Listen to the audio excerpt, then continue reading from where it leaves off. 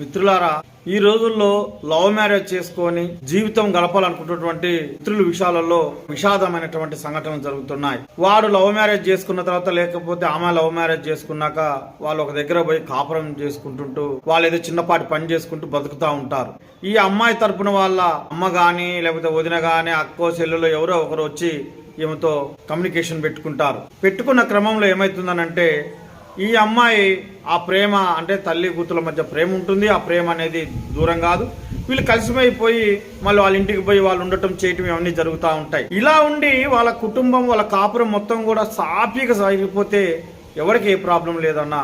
కానీ ఈ అమ్మాయి వాళ్ళ తల్లిగారి ఇంటికి పోవడం వల్ల ఏం జరుగుతుందంటే ఈ అమ్మాయికి తల్లిగారు వాళ్ళ తరపున వాళ్ళు ఏదో మొత్తానికైతే ఏదో ఈ అమ్మాయికి ఒక చిన్న విషబీజం నాటడం వలన పెళ్లి చేసుకున్న జంట మొత్తం కూడా విడిపోయే పరిస్థితి వస్తున్నది. ఆ విడిపోవడం వల్ల ఏమైతుందనంటే వీడి లైఫ్ కన్నమవుతున్నది. ఒకవేళ వీళ్ళిద్దరికి పిల్లలు కానీ పుడితే ఆ పిల్లల భవిష్యత్తు కూడా ప్రశ్నార్థకంగా మారేటువంటి పరిస్థితి ఉన్నది. అంటే నా యొక్క అభిప్రాయం ఏంటంటే మీరు అలా అందరిని ఎదిరించి దూరంగా పోయి పెళ్లి చేసుకున్నప్పుడు దూరంగానే ఉండండి అన్న.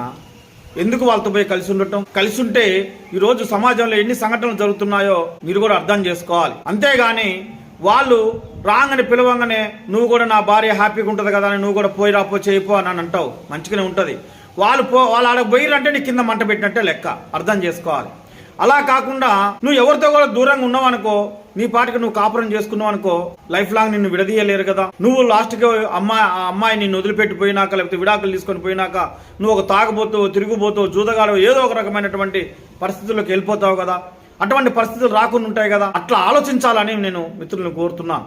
కాబట్టి ఏది ఏమైనా కానీ లవ్ మ్యారేజ్ చేసుకున్నప్పుడు మీరు ఆల్రెడీ డిసైడ్ చేసుకున్నారు కదా అన్న, జీవితాంతం కలిసిమెలిసి ఉండాలి, హ్యాపీగా ఉండాలని మీరు ఎవరికి చెప్పకుండా పోయి రహస్యంగా పెళ్లి చేసుకుంటారు, మీరు కాపురం చేసుకుంటున్నారు. కాబట్టి మీరు అలానే ఉండండి, ఎవరింటికి పోకుండా. మీ కాపురం కూడా స్టెబిలిటీగా ఉంటుంది. అంతేగాని నువ్వు ఎట్లెట్లా పోతే లాస్ట్కి మీరు ఎవరికి వారు ఏమన్నా తీరనే పద్ధతి అవుతుంది. ప్రతి లైఫ్ కూడా చాలా ఇబ్బందికరమైన పరిస్థితులు ఎదుర్కొనేటువంటి పరిస్థితులు వస్తుంటాయి.